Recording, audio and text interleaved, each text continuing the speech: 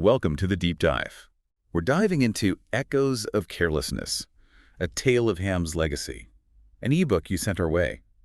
It's got me thinking about those little choices we make every day and how they snowball into something much bigger.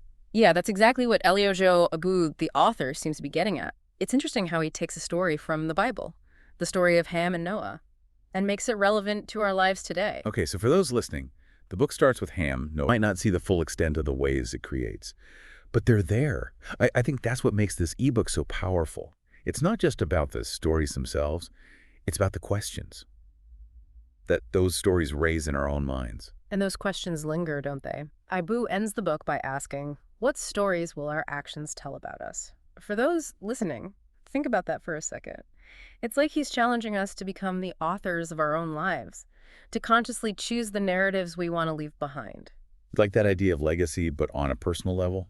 We often think of legacy as something big and grand, but really it's the accumulation of all those everyday choices, those little acts of kindness or carelessness. They paint a picture of who we are. And the beauty of it is, we have the power to rewrite those narratives, to make changes, to Wow. course correct. Maybe yesterday's chapter wasn't our best, but we can always start a new one, filled with more intentionality, more compassion, more of the qualities we want to define our stories. I think that's a really hopeful message, especially considering some of the heavier themes that are explored in the book. It's like Abu is saying, yes, life is messy and you're going to screw up sometimes, but there's always a possibility for redemption, for growth, for becoming a better version of yourself. And he doesn't just leave it at that. He offers some practical steps for cultivating those positive qualities. He talks about the importance of forgiveness, both of ourselves and others. He encourages us to guard our words, recognizing that power they have to beef up or tear down. It's almost like a toolkit for living a more intentional life.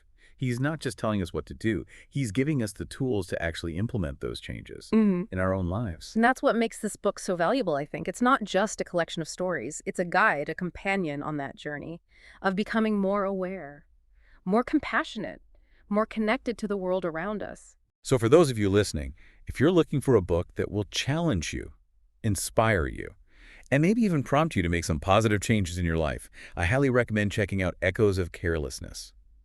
It's a quick read, but it's packed with wisdom and insights that will stay with you long after you finish the last page. It's a book that sparks conversations, it encourages self-reflection, and it reminds us that we all have that power to create positive ripples in the world, one thoughtful choice at a time.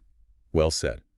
That wraps up our deep dive into Echoes of Carelessness. We hope you found it insightful and maybe even a little bit inspiring. Until next time, keep exploring.